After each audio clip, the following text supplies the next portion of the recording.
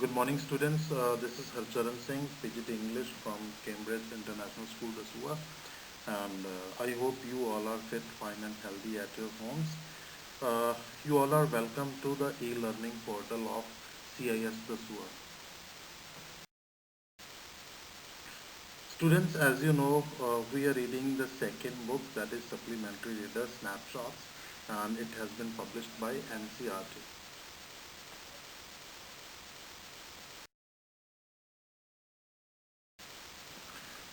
Students, we are reading The Ghat of the Only Word, that is the sixth chapter and written by Amitav Ghosh. This is about famous Kashmiri poet Agha Shahid Ali, who was an Indian American poet, and it has been written by Amitav Ghosh, one of the prominent Indian English writers. Amitav Ghosh was a very good friend of Agha Shahid Ali. They both lived in Brooklyn in America, and before his death, Agha Shahid Ali took one promise from Amitav Ghosh that he would write something about him after his death. And the chapter that we are reading, that is the promise that has been fulfilled by Amitav Ghosh. This is all about Agha Shahid Ali. The chapter begins when the author tells us that Agha Shahid Ali first told him about his death on 25th April 2001. They were talking normally, and the writer had made him a call to remind him that they have to go to a friend for lunch. And the writer was going to pick Agha Shahid Ali from his apartment. Agha Shahid Ali had been undergoing his cancer treatment for the last 14 months, but he was still very active. He had only few occasional lapses of memory. And the writer heard that he was thumbing through his engagement book, and that he said, "I hope I'm not going to die." That means that does not mean that he is going to die if he is undergoing cancer treatment. The author mentions that this is the first time Shahid mentioned about his death, and even though they had been in constant contact with each other, Shahid mentioned it in a very light way, not completely believing the possibility of it. The author did not at the moment know what to say, but he somehow tried to console by saying that he would be well, everything would be fine. On this, Shahid replied by saying, in a quite direct tone, that he hoped that the author Amitav Ghosh he would write something about him after his death. Amitav Ghosh was shocked on this, and he became silent. I mean, how can you make a promise to a person who is going to die that you will do something about him after his death? He said, Shahid, you will be fine, everything will be alright. Then the writer tells us that he could see the building in which Shahid lived from his study room. That was quite visible. It was 8 blocks away. He said before that Shahid was living in Manhattan, where he got his first blackout, that is when he went unconscious in February 2000. He had to undergo many tests, and all those tests revealed that he had brain tumor, and that was very dangerous. It was not that something that cannot be ignored. After that, Agha Shahid Ali, when he came to know that he had brain tumor, he decided to move to Brooklyn because he wanted to live close to his youngest sister Samita, who was a teacher at the Pratt Institute. That was only a few blocks away from the street where the author lived. When the author was trying to console Aga Shahid Ali, he ignored everything and began to laugh. He did not pay attention to anything what the author said, and the author realized that Aga Shahid Ali was very serious about what he had said. He had requested the author to write something about him after his death, and the author knew that Aga Shahid Ali was going to give him some responsibility that was to write about him after his death.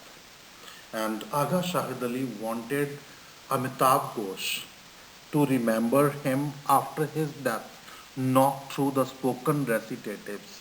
That is not only the verbal conversation, but he wanted that he should write something about him. There should be some written evidence that would remind him of Aga Shahid Ali and their friendship. Shahid knew all too well that the writers for whom things become real only in the process of writing. And he thought what a writer can do is that he can do the best in writing only. And Aga Shahid Ali also knew that the author's instincts and desires they would have led him to search for reasons to avoid writing about his death. I mean, he knew Amitabh Ghosh would have many reasons that he can ignore, he can avoid writing about his death. And Amitabh Ghosh, he told Aga Shahid Ali, he just wanted to tell him that he was not a poet, that and their friendship that was also not very old. And there were many other writers who knew more than Amitabh Ghosh about Aga Shahid Ali. But Aga Shahid Ali, he ignored everything, did not listen to anything, and he decided that if somebody would write about him, and that is only Amitabh Ghosh, otherwise no one. And that's what he wanted from Amitabh Ghosh to write something about him after his death. Aga Shahid Ali kept on insisting the author to write something about him after his death. The author was very much confused, but there was a command in what Aga Shahid Ali said, and the author could not resist him. I mean, how can you promise? Here, the author tells us, how can you promise a friend who is going to die and he asks you to write something about him after his death? How can you say yes or no? Means if we say yes or no, that yes, I will write something about you after your death, that means his or her death is sure. And that's what the problem is. The author is very much confused, but there is so firmness in the imperative, the command that has been given by Shahid to write about him after his death. Ultimately, the author said, okay, Shahid, I will. I will do the best I can. So in this way, the author, he promised Aga Shahid Ali to write about him after his death. And when their conversation came to an end, the author knew what he had to do. He took his pen and notebook and started to write. He wrote each and every point that he remembered. He noted the date also. And he just wanted to keep as many things as he could remember in record, because later when he would write about him, he would require all those points and their conversation and everything. And the author did that. He kept on noting all those things for the next few months. And that is the record that helped Amitabh Ghosh to fulfill his promise by writing this chapter, The Ghat of the Only World, in the memory of his friend Aga Shahid Ali. The author tells us that before meeting Aga Shahid Ali, he had already read his book, The Country Without a Post Office. That is one of the most popular books of Aga Shahid Ali, and it was published in 1997. And before meeting Aga Shahid Ali, the author had already read that, and he was very much impressed by his writings and his poetry. Then the author tells us about the voice of Aga Shahid Ali. The author tells his voice was, like that he had never heard any voice like that. His voice was lyrical. Lyrical means like he is singing a song, fiercely disciplined, engaged, and yet deeply inward. That means his voice was poetical, disciplined, and it was very much deep and involved. And sometimes he would utter so much contemporary poetry, and he never hesitated to speak in a poetic style that is called bardic register. It has been mentioned in the text that he would speak in bardic register. That means he never felt hesitated to speak in poetic manner. He was not at all shy to speak in poetic style. The author did not know anyone else who would think of publishing lines like Mad Heart Be Brave. That is in one of his poem. Aga Shahid Ali has written Mad Heart Be Brave means no other poet could uh, courage to write about him like that.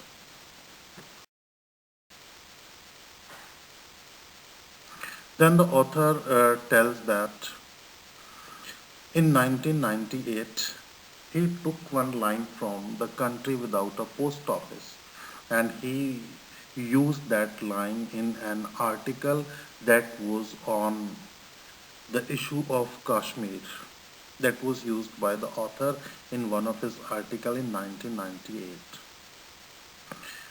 At that time, what he knew about Aga Shahid Ali. The author tells what he knew about Aga Shahid Ali, that he was from Srinagar and he had studied in Delhi. The author tells that he also studied at Delhi University, but they did not meet each other. They had never met. They had many friends, common friends, and they all helped both of them to be in touch. In 1998 and 1999, they had many conversations over telephone, and they started meeting, and they met for a couple of times. But they were only acquaintances, they were not good friends. Acquaintances means they only knew each other. They could not be called friends. But when they both moved to US to Brooklyn next year, and there they both started living in the neighborhood, they were neighbors there, and they started meeting each other for meals, dinners, and other meetings. And very soon they started searching about each other, and they came to know a lot about each other, many things. And at that time, Aga Shahid Ali's condition was very serious. He was already ill and was very serious, but his seriousness of his disease did not affect their friendship. Their friendship kept on progressing. They became very good friends. They had many things in common because when we become friends or we make friends, we find when many things common between other people and us, only then we become friends.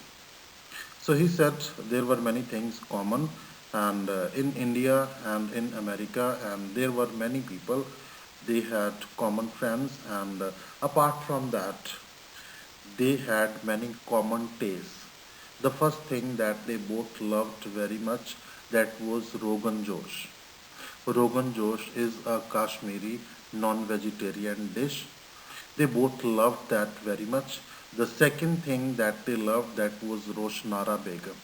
Roshnara Begum was an Indian poet, and apart from that, they both were big fans of Kishore Kumar, the famous Bollywood singer, and they both had mutual indifference to cricket, and they both liked old Bombay films.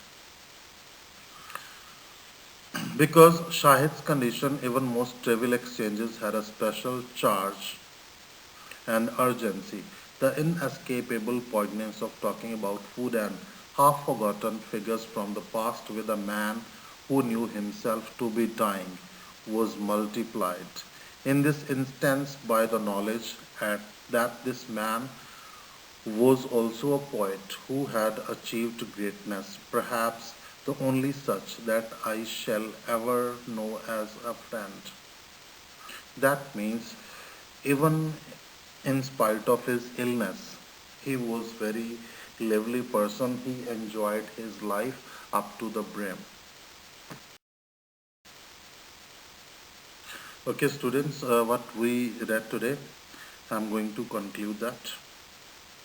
When Aga Shahid Ali requested the author to write about him after his death, the author tried to console him, but Aga Shahid Ali ignored it and started laughing.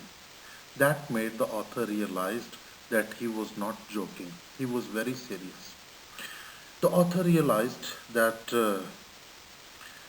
Aga Shahid Ali wanted to give him responsibility to write about him after his death, and he just wanted Shahid alive through his words and not just spoken recitatives and from the past. He just wanted the author to write about him.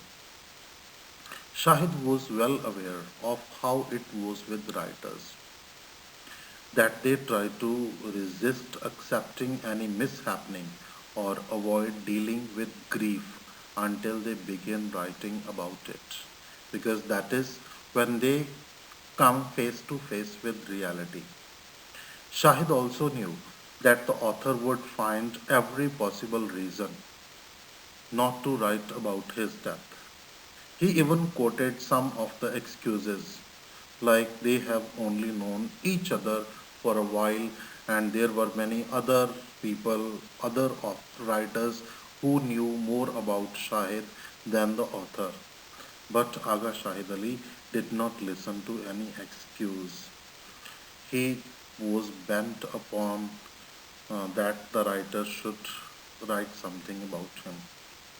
Shahid was firm on his words, but the author, on the other hand, was not very much sure of what to say at that moment, because when a friend is going to die and he wants you to do something for him after his death, I mean, that is the biggest dilemma. Neither we can say yes nor no.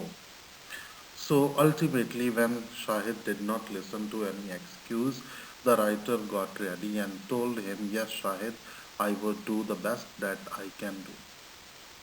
In this way, he got ready.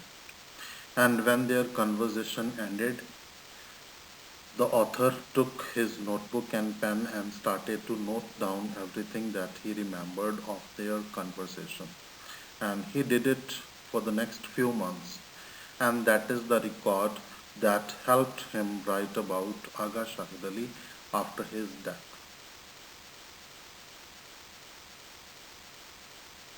The author now tells how he knew Shahid even before they met.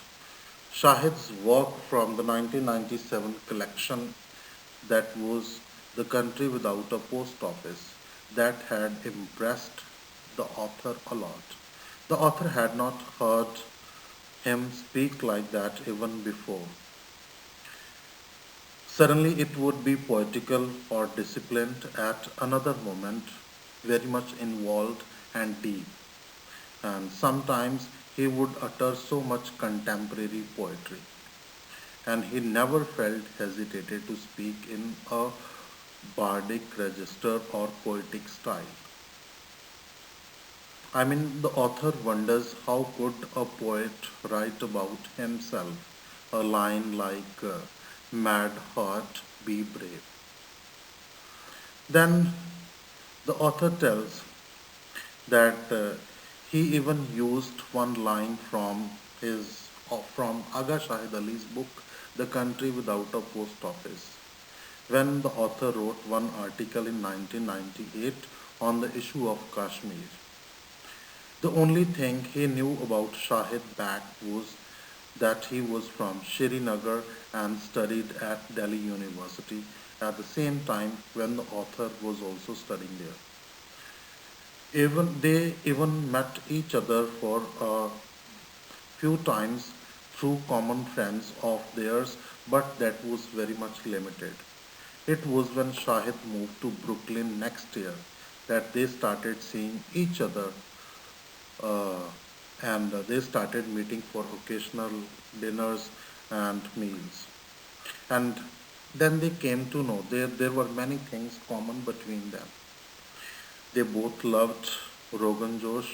They both loved Roshnara Begum, Kishore Kumar, old Bombay films. And because of Shahid's condition, even the smallest exchanges had been special. Even though there was inescapable sense of sadness. Talking with a man who knew he was dying about different things which he enjoyed, such as food and half forgotten stories from the past, multiplied the pleasure of talking, especially by the knowledge that this man was also a poet who had achieved greatness in his lifetime. The author is in a doubt that he would ever know Shahid further as a friend. Thank you.